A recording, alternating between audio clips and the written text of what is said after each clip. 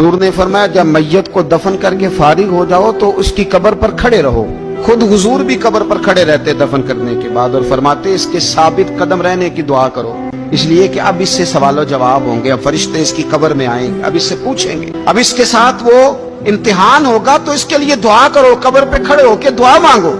एक हदीस में फरमाया कि इतनी देर दुआ मांगो, इतनी देर दुआ मांगो कि जितनी देर ऊंट ज़िबा करके खाल उतार के गोश्त बना के, ऊंट ज़िबा करना सबसे ज्यादा मुश्किल है, ऊंट ज़िबा करके खाल उतार के गोश्त बना के बांट देते हो, इतनी देर मरने वाले की कब्र पे खड़े रह के दुआ मांगा करो, क्योंकि अब फरिश्ते आएंगे, सवालो जवाब होगा। मुसन्नफ अब्दुल रज़ाक में हदीस है कि एक बंदे को सिर्फ एक कोड़ा मारा गया था कब्र में, तो उसकी सारी कब्र में आग भड़क उठी। तो पूछता है कि ये एक कोड़ा मुझे क्यों मारा गया? तो उन्होंने कहा एक वजह तो ये थी कि तू पाकी पलीदी का ख्याल नहीं करता था, और दूसरी वजह ये थी कि एक दफा एक मजलूम ने तुझसे कहा था मेरी मदद कर, और तू मदद करने पे कादिर था, तेरे अंदर हिम्मत थी, और तू उसकी मदद के लिए तैयार नहीं हुआ। वो हमारा मशहूर फिक्र है ना कि सानू की लगे पराई लड़ाई पुराई आग नू असी घर क्यों ले आइए। तो वो जो हमारा खास मामला है ना कि किसी की मदद नहीं करनी, वो हमें खराब करती, हमारे हालात बिगड़ जाते हैं। मदद करने पे कादिर होते हैं पर किसी मजलूम की मदद, एक कोड़ा लगा तो पूरी कब्र में आग भड़क उठी।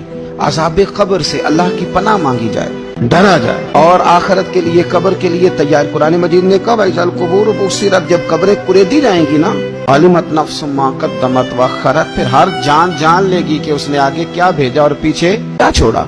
मेरे अजीज, अपनी कब्र के लिए अपनी आखिरत के लिए फिक्र करें, तैयारी करें।